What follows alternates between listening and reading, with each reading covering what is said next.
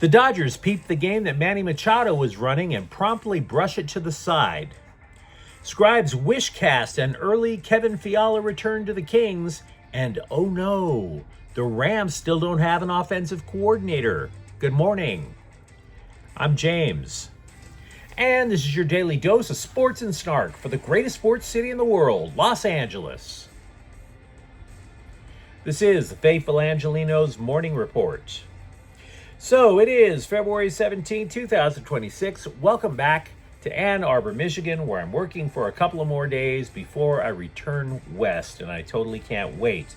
But in the meantime, if you like being in the know about LA sports, clickety-clack the like button. Clickety-clack the subscribe button. There's a notification bell. Hit that. It'll let you know when we drop an update.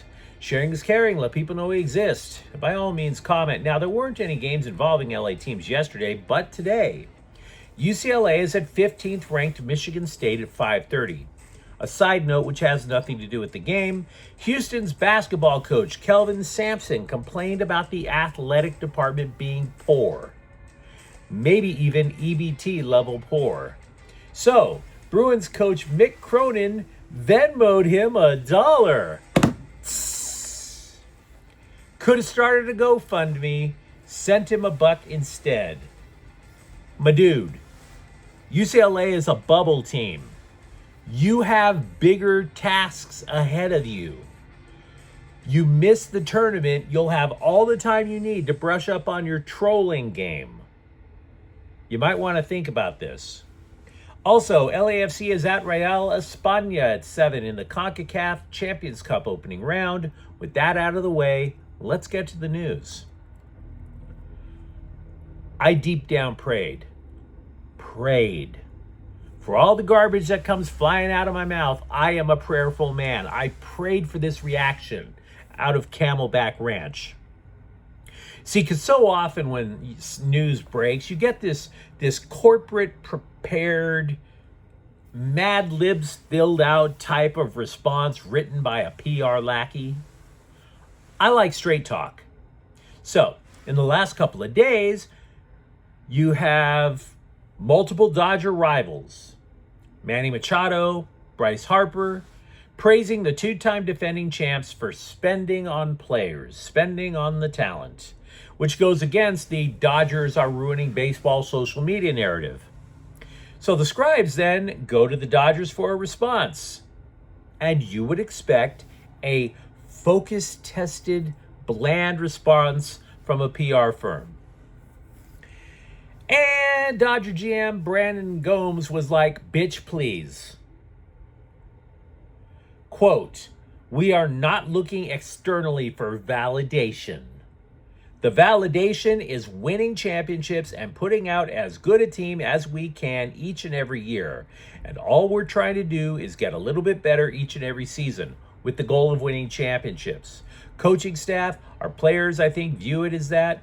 Good, bad, or indifferent, the external stuff is something we can't worry about, unquote. In other words, to hell with what Manny Machado says. We don't build our team based on what Manny Machado says. What Gomes isn't saying, on top of that, is, A, I remember your ass when we traded for you in the first place. Get to step in. Because they know what Manny Machado is really doing. They know his ulterior motive. They know he doesn't back anything LA does. They know he's trying to keep as much of his check as possible if a salary cap comes into place. So yeah, not really moved by the Machado.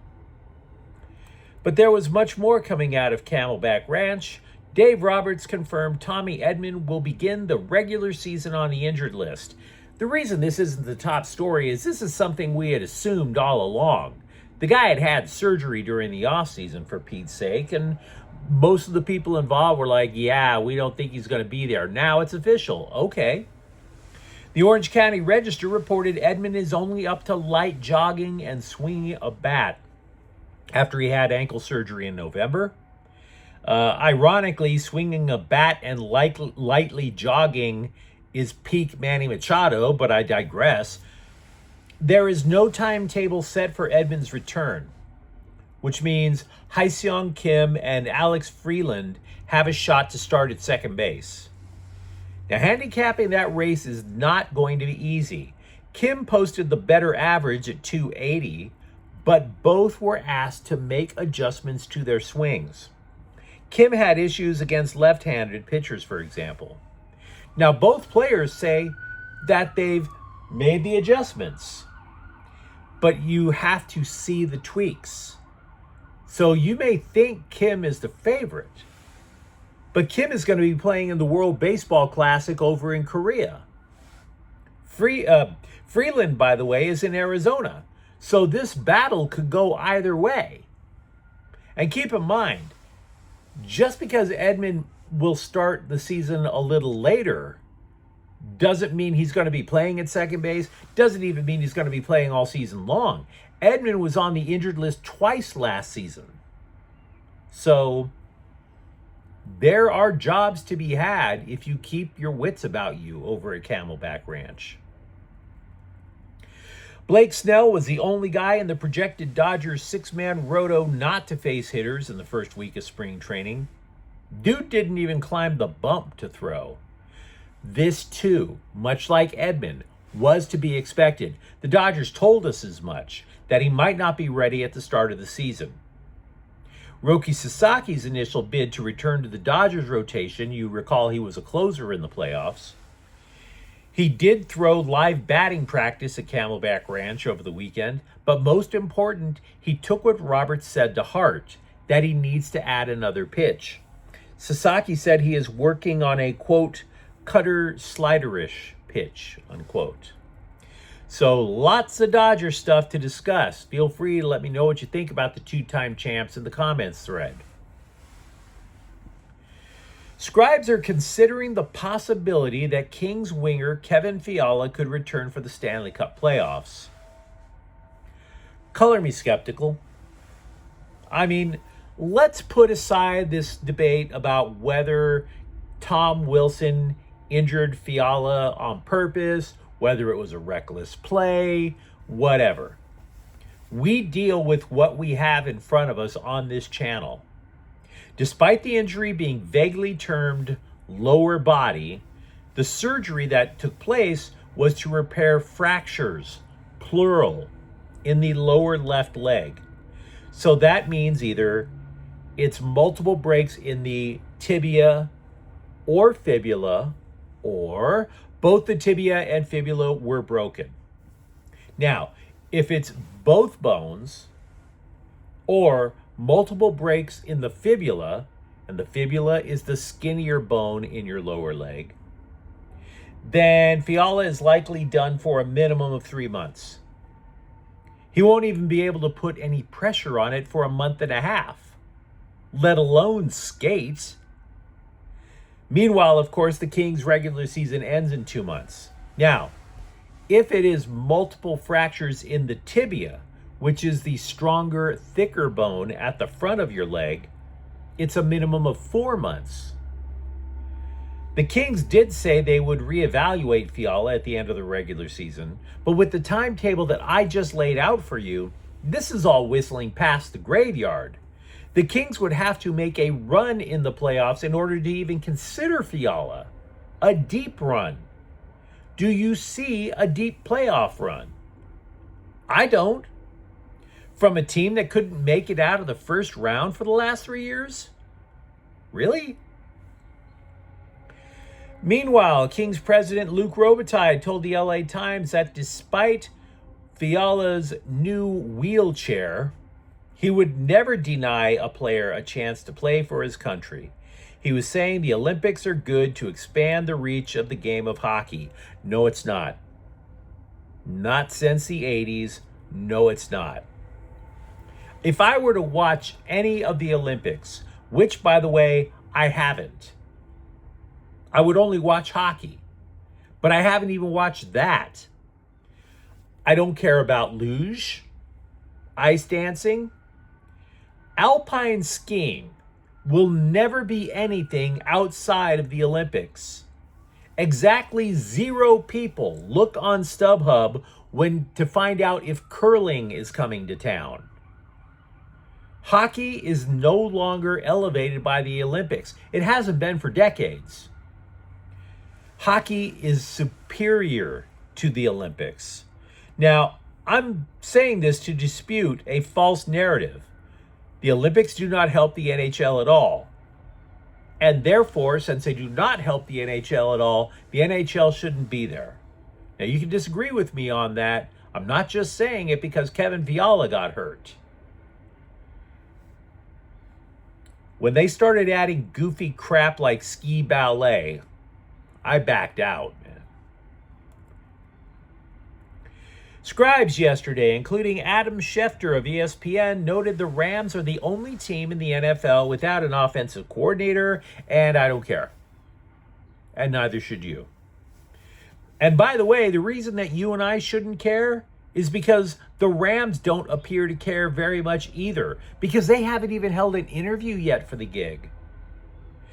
We have known something for the last 10 years of Rams football, that Sean McVay is entering his 10th year calling the plays anyway.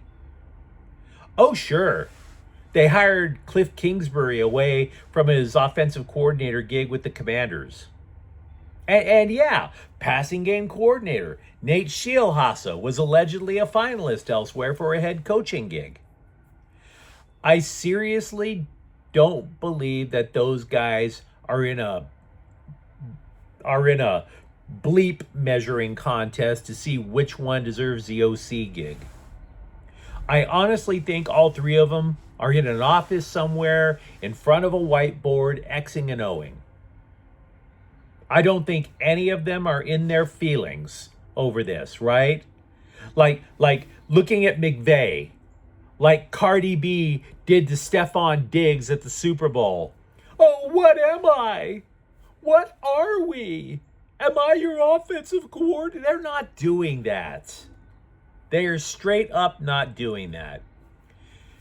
Kingsbury is like, you know what, man? I was already a head coach. I'm good with whatever I'm hired for. And Scheelhaase is probably sitting there thinking, my time is coming and I can win a Super Bowl with this bunch. So the Rams don't have a guy named offensive coordinator yet. I think they have two options to choose from in-house already, and they can take their time, and who gives a damn? Straight and simple. You know, not everything about the old days were good, but this is from the old days, and it is good. The Bruins football program has announced way ahead of time when it's going to hold spring football practice, and I totally approve. Publicize it, make it a deal, because Chip Kelly damn sure never did.